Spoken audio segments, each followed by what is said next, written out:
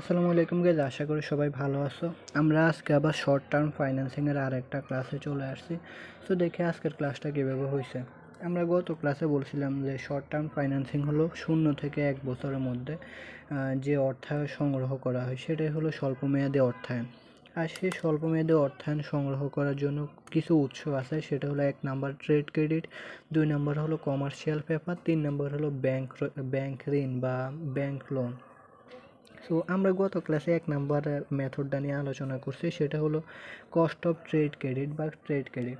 So আমরা গত ক্লাসে কিছু ম্যাথ করছিলাম, এরপরে বেসিক দেখছিলাম। আজকে আমরা আরও কিছু ম্যাথ দেখি। এখানে বলছে you are purchasing furniture on terms of 1.5/30, net হলো 70, if you are unable to pay by the 30 দিন।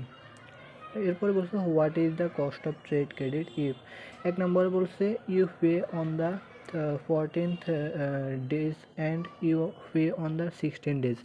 আচ্ছা, এখানে আমাদের বলছে হলো সে একটা ফার্নিচার ক্রয় করছে এত টার্মে। তার মানে তাকে বলছে 70 দিনের মধ্যে পরিশোধ করবে। যার কাছ থেকে ক্রয় করছে সে একটা টার্ম দিয়েছে, বলছে আপনি আমাকে 70 দিনের মধ্যে পরিশোধ করবেন টাকা, আদারওয়াইজ আপনি যদি 30 দিনের মধ্যে পরিশোধ করেন আমি আপনাকে 1.5% সুদ দেবো বা ছাড় দেবো। এটা আর কি বলছে, সুদ ছাড় দেবো এটা বলছে। এবং এখানে বলছে যে ইফ, যদি সে 30 দিনের মধ্যে পরিশোধ করতে অক্ষম হয়, এটা বলছে, এটা কোনো ব্যাপার না। এখন আসি 1 নাম্বার রিকোয়ারমেন্টে বলছে you pay on the 40 days and. আচ্ছা, এখানে বলছে যদি 40 দিনের মধ্যে সে পরিশোধ করে, অর্থাৎ 40 দিনের মধ্যে পরিশোধ করে। এখন আমাদের নিটের জায়গায় 70-এর জায়গায় কত হবে, 40 হবে। আর এখানে বলছে you pay on the 16 days, যদি সে 60 দিনের মধ্যে পরিশোধ করে, তাহলে এখানে নিট 70-এর জায়গায় কত হবে, 60। এই কোশ্চেনটা এই জন্য আনছি কারণ এখানে আমাদের কোশ্চেনে যদি এরকম বলা থাকে, তাহলে আমরা নিটের এই 70-এর জায়গায় বা সিপিএ 70-এর জায়গায় সিপি হবে 40, আর সিপিএ 70-এর জায়গায় সিপি হবে 16। এটাই আর কি। 1 নাম্বার হবে আমার সিপি 40, 2 নাম্বার হবে সিপি 60, এটাই পার্থক্য। এখন আসি তাহলে সিডিআর কত, 1.5, সিপি কত, প্রথমটা যেহেতু আমরা 1 নাম্বারটা নির্ণয় করবো 40, আর ডিপি কত, ডিপি হলো ডিসকাউন্ট পিরিয়ড 30। এখন আমরা সূত্র প্রয়োগ করব, কেটিসি সমান সমান CDR divided by 100 minus CDR into 360 divided by CP minus DP into 100। এটা হলো আমাদের কস্ট অফ ট্রেড ক্রেডিটের সূত্র। এরপরে সমান সমান আমাদের সিডিআর হচ্ছে 1.5, আমরা দিলাম 100 মাইনাস 1.5, এরপর 360 আমাদের ডিভাইডেড বাই সিপি কত, সিপি হলো আমাদের 40 দিনের মধ্যে পরিশোধ করতে হবে, 40 দিন। এরপরে আমাদের ডিসকাউন্ট পিরিয়ড হলো 30, এরপরে ইন্টু 100, এরপরে এটার ক্যালকুলেশন করবে, এরপরে এটা ক্যালকুলেশন করবে, এরপরে 100, এরপরে এই দুইটা ক্যালকুলেশন করে বসাবো, এরপরে 100। মনে রাখবা 100 সবসময় আমরা সবটা ক্যালকুলেশন করে লাস্টেরটার সাথে 100 গুণ করব, ওকে। তো এটা গুণ করার পরে আমাদের আসে 54.72%। এটাই আর কি আমাদের। অর্থাৎ আমাদের এই ম্যাথটার মেন ইয়ে হলো, আমাদের যদি কোশ্চেনে এরকম বলা থাকে 40 দিন, তখন আমাদের নিট 70-এর জায়গায় 40 হবে বা সিপি 40 হবে, অর্থাৎ 40 দিনের মধ্যে পরিশোধ করতে হবে, 60 দিনের মধ্যে পরিশোধ করতে হবে। 2 নম্বরটা তোমরাই বের করবা, জাস্ট সিপির জায়গায় এখানে 60 হবে, 60 দিয়ে তোমরা এই ম্যাথটা এইভাবে করবা, ওকে। তো আসি আমরা এবার আরও একটা ম্যাথ দেখি। এখানে বলছে Shubho company extended credit facility পর টাকা 3 lakh on the terms of. এখন বলছে Shubho company extended credit facility 3 lakh টাকা ইয়ে পেতে চায় আর কি, লোন, দূরও কী কয়, ব্যবসায়ী ঋণ পেতে চায় আর কি, বা পাইকার থেকে নিতে চায় আর কি পণ্য। এখন এই নাম্বারে বলছে 2/15 নিট 30, এরপর বি নাম্বার বলছে 3/20 নিট 40, এরপর সি নাম্বার বলছে 2/20 net 60। Find out the cost of trade credit and which terms of sale is the best of to the buyer. Buyer হচ্ছে তুমি, তোমার জন্য কোন সোর্সটা সবচেয়ে বেশি মানে ভালো হবে সেটাই আর কি, যেটার কস্ট সবচেয়ে বেশি কম সেটাই তোমার জন্য ভালো হবে। তো তাহলে তোমরা এটা কস্ট অফ ট্রেড ক্রেডিটের মাধ্যমে এটা নির্ণয় করবে, এটা নির্ণয় করবে, এটা নির্ণয় করবে। সূত্র কিন্তু আমাদের এটা, এই সূত্রের মাধ্যমে তোমরা এই 3টা উৎস নির্ণয় করবা।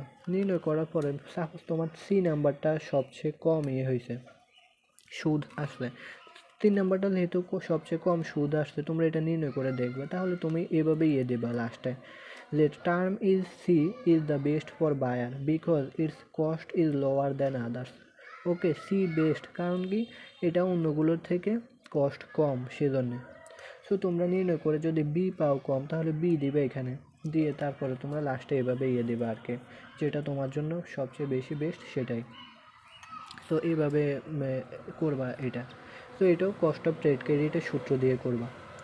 এরপরে আসে আরেকটা ম্যাথ দেখে আমরা, এখানে বলছে Abdul Jalil can borough from its bank at 11% interest. অর্থাৎ আব্দুল জলিল ব্যাংক থেকে 11% ইন্টারেস্ট বা সুদে টাকা বোরো মানিকে ঋণ করতে পারে। অথবা to take a cash discount, অথবা ক্যাশ ডিসকাউন্ট নিতে পারে। ক্যাশ ডিসকাউন্টটা কি? The terms of the cash discount are 2/15 need 60 should the firm borrow the funds from its bank. অর্থাৎ তার কি ব্যাংক থেকে ঋণ করা উচিত, এটাই বলছে আর কি, তার কি ব্যাংক থেকে ঋণ করা উচিত। এখন তুমি এটা নির্ণয় করবে, তাহলে ব্যাংক থেকে সরাসরি তোমার এটা বলে দিচ্ছে 11%। আমরা যখন ব্যাংক লোনের ম্যাথ করব তখন এটা আমাদের বের করা লাগবে, কিন্তু এই ম্যাথে আমাদের সরাসরি 11% বলে দিচ্ছে। যদি ব্যাংক থেকে সে ঋণ নেয় তাহলে 11% সুদ পাবে, আর যদি ডিসকাউন্টে নেয় তাহলে কত পার্সেন্ট পাবে সেটা আমাদের বের করা লাগবে। তারপরে ক্যাশ ডিসকাউন্টটা বের করলে যেটা আমাদের কম সেটাই তো আমাদের জন্য লাভজনক, রাইট? তাহলে আমরা ক্যাশ ডিসকাউন্টেরটা বের করি। তাহলে এখানে বলছে if Abdul Jalil takes the loan then cost of bank loan KBL হচ্ছে 11%। এই যে আমরা 11% লিখলাম। If Abdul Jalil takes the cash discount, যদি আব্দুল জলিল ক্যাশ ডিসকাউন্ট নেয় তাহলে কি হবে? কেটি সমান CDR divided by 100 minus CDR into 360 divided by CP minus DP into 100। তাহলে সিডিআর কত? সিডিআর হচ্ছে আমাদের ক্যাশ ডিসকাউন্ট রেট হলো 2 আমরা বসাবো এখানে। এরপরে হচ্ছে ডিপি কত? ডিপি হলো ডিসকাউন্ট পিরিয়ড 15, আর 60 কি? 60 হলো ক্রেডিট পিরিয়ড বা সিপি হলো কত? 60। এখন আমরা সূত্রের মান বসাবো। দেখো আমরা এখানে সূত্রের মান বসিয়েছি 2 divided by 100 minus 2 into 360 divided by 60 minus 15, এরপরে ইন্টু 100। তো এটাও ক্যালকুলেশন করলে এটা আসে, এটা ক্যালকুলেশন করলে এটা আসে, এটা 100। এরপরে এই দুইটা 8 আর এটা ক্যালকুলেশন করলে এটা আসে ইন্টু 100। এরপরে আমরা এটা গুণ করলে 16.32% আসে। ক্লিয়ার? এখন আসি, এখন কোনটা আমাদের জন্য উপযোগী বা গ্রহণযোগ্য। দেখো ব্যাংক দিবে তোমাকে 11%, আর ক্যাশ ডিসকাউন্টে নিলে তোমার 16.32% লাগে। তার মানে তুমি তো সুদ যত কম দিতে পারো ততই ভালো। এখন তুমি কেন 16% দিবে 11% থাকতে, বলো? তাহলে তোমার জন্য কোনটা উপযোগী? ব্যাংক ঋণ তোমার জন্য উপযোগী, কারণ সেটা তুমি কমে সংগ্রহ করতে পারবা, মাত্র 11% সুদ দেওয়া লাগবে। অর্থাৎ এই 3 লাখ